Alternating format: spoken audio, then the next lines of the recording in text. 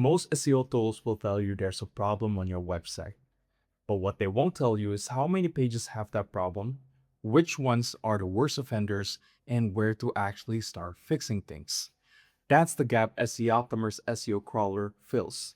It scans every page on your site, collects technical and on-page SEO data across all your URLs, and organizes everything into a report that makes it easy to see what's broken and what to prioritize.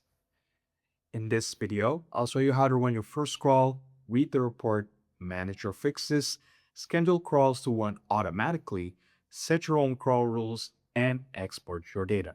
Let's get into it. In the left navigation, click on SEO Crawler. To start a crawl, enter your site URL and click Add Crawl. The crawler starts working through your pages in real time. Larger sites will naturally take longer, but you don't have to wait around for it to finish. The beautiful thing is you can start looking at issues as they come in while still running. Your report is organized into three sections: the report header, identified pages, and the issue summary. Let's walk through each one. The report header sits at the top and gives you quick access to key controls, so you can request a recrawl, view your task list, and get to your crawl rules from here. We'll cover those in a bit. Identified pages is a table of every URL the crawler found, with the SEO issues flagged for each one. Click on any page and you'll see the full list of issues for that URL with severity levels attached. Click into any issues and it opens up a detailed breakdown. So what the problem is, why it matters for your site, and how to fix it. There are also links to supporting guides if you need more context. The issue summary is where you get the big picture. Every issue found across the site is grouped by type and ordered by priority, and you can see exactly how many pages are affected by each one. This is usually where you'd start when deciding what to tackle first. Now, once you review the report, you can push everything straight into the task list by clicking View Tasks in the report header. This converts your crawl findings into a prioritized to-do list you can work through inside SEOptimer. If you want a full walkthrough of how task management works, we've got a dedicated video for that linked in the description. You can also find it at the top right corner of this video. If you want crawls to run automatically, click the options button next to the site you want to schedule and then click on schedule. You can set to run weekly or monthly depending on how often your site changes. When each scheduled crawl completes, you will get an email summary of what was found. It's a low-effort way to stay on top of site health over time, and especially useful if you're keeping an eye on multiple client sites at once. Just a quick note before we get into setting your crawl rules.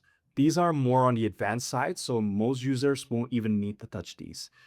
And the defaults that we have set in place work well out of the box.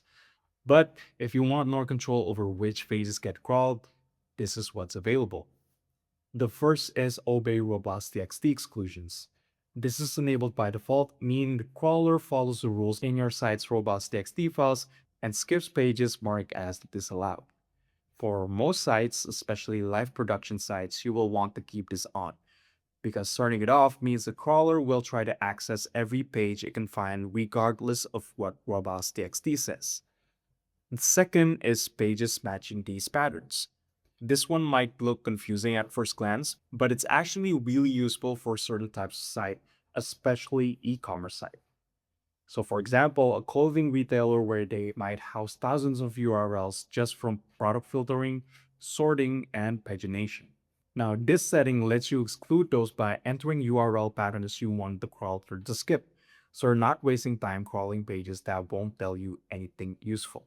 SEOptimer includes a default set of exclusion patterns to handle the most common cases, but you can add your own inside SEOptimer.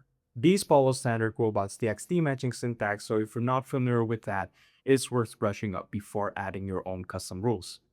An incorrect pattern could end up blocking pages you actually want to crawl. Every table in the crawl report has export options at the bottom. You can download as a CSV, export to Excel, generate a PDF, or print directly. Exports are table specific, so you could just pull the issue summary, the full identified page list, or whatever filter view you're currently on. It's especially useful for sharing findings with a client or dropping the data into your own workflow. That's a full look at SEOptimer's SEO crawler.